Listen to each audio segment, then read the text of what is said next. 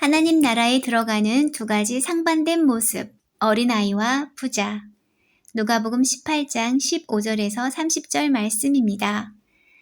사람들이 아기들까지 예수께로 데려와서 쓰다듬어 주시기를 바랐다. 제자들이 보고서 그들을 꾸짖었다. 그러자 예수께서 아기들을 가까이에 부르시고 말씀하셨다. 어린이들이 내게로 오는 것을 허락하고 막지 말아라. 하나님의 나라는 이런 사람의 것이다. 내가 진정으로 너희에게 말한다. 누구든지 어린아이와 같이 하나님의 나라를 받아들이지 않는 사람은 거기에 들어가지 못할 것이다. 어떤 지도자가 예수께 물었다. 선하신 선생님, 내가 무엇을 해야 영생을 얻겠습니까? 예수께서 그에게 말씀하셨다. 어찌하여 너는 나를 선하다고 하느냐? 하나님 한 분밖에는 선한 분이 없다. 너는 계명을 알고 있을 것이다. 간음하지 말아라. 살인하지 말아라. 도둑질하지 말아라. 거짓으로 증언하지 말아라. 내 부모를 공경하여라. 하지 않았느냐? 그가 말하였다. 나는 이런 모든 것은 어려서부터 다 지켰습니다. 예수께서 이 말을 들으시고 그에게 말씀하셨다. 내게는 아직도 한 가지 부족한 것이 있다. 내가 가진 것을 다 팔아서 가난한 사람들에게 나누어 주어라. 그리하면 내가 하늘에서 보화를 차지하게 될 것이다. 그리고 와서 나를 따라라. 이 말씀을 듣고서 그는 몹시 근심하였다. 그가 큰 부자이기 때문이었다. 예수께서는 그가 근심에 사로잡힌 것을 보시고 말씀하셨다. 재물을 가진 사람이 하나님 나라에 들어가기는 참으로 어렵다.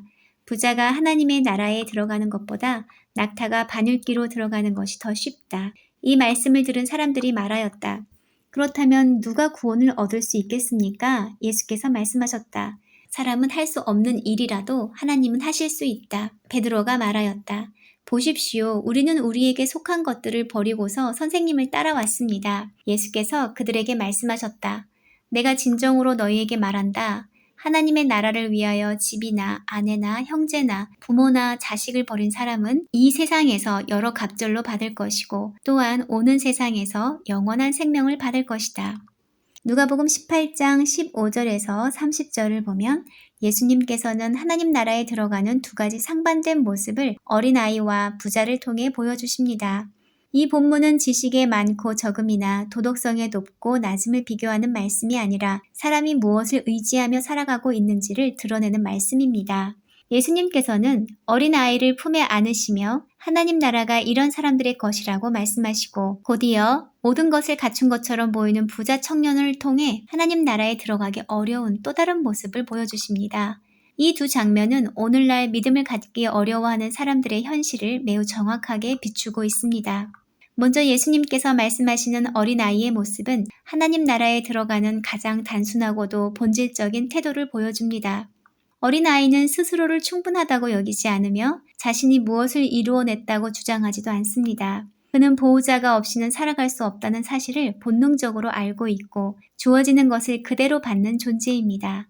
예수님께서는 바로 이 점을 들어 하나님 나라를 어린아이와 같이 받들지 않는 자는 결단코 들어갈 수 없다고 말씀하십니다.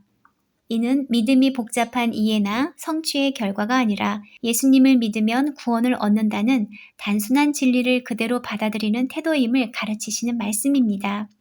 어린아이에게 이 복음은 어렵지 않습니다. 의지할 대상이 분명하기 때문입니다.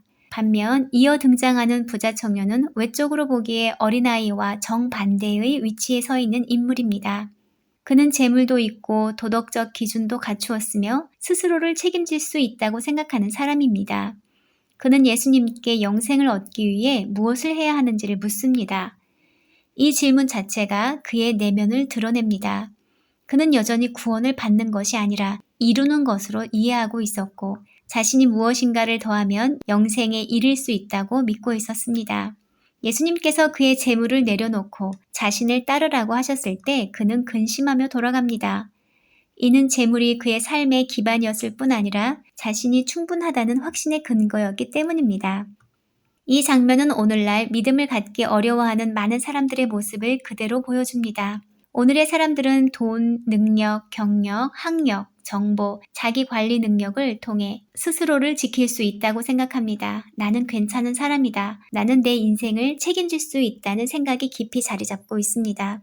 이러한 상태에서는 예수님을 전적으로 의지해야 할 이유를 느끼기 어렵습니다.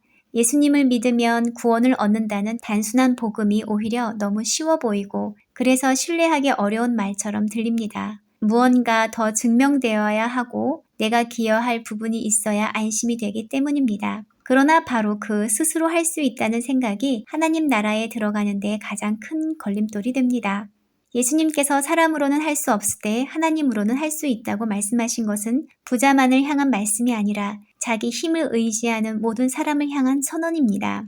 어린아이는 처음부터 사람으로는 할 수 없다는 사실을 알고 있지만 부자는 그것을 인정하기까지 너무 많은 것을 가지고 있습니다. 그래서 예수님을 믿는 믿음이 어린아이에게는 자연스럽지만 많은 것을 가진 사람에게는 매우 어려운 일이 됩니다. 믿음은 무지에서가 아니라 의지할 것이 없을 때 가능해집니다. 사랑하는 성도 여러분, 이 말씀은 우리에게 묻고 있습니다. 우리는 어린아이처럼 하나님 나라를 받고 있는지 아니면 부자처럼 여전히 붙들고 내려놓지 못하는 것이 있는지 말입니다. 예수님을 믿으면 구원을 얻는다는 복음은 여전히 단순합니다. 그러나 그 단순함은 자신을 내려놓을 수 있는 사람에게만 참으로 복음이 됩니다. 오늘 우리가 다시 어린아이처럼 주님 앞에 서서 우리가 붙들고 있던 확신과 계산을 내려놓고 예수님을 의지하는 믿음으로 나아가기를 소망합니다.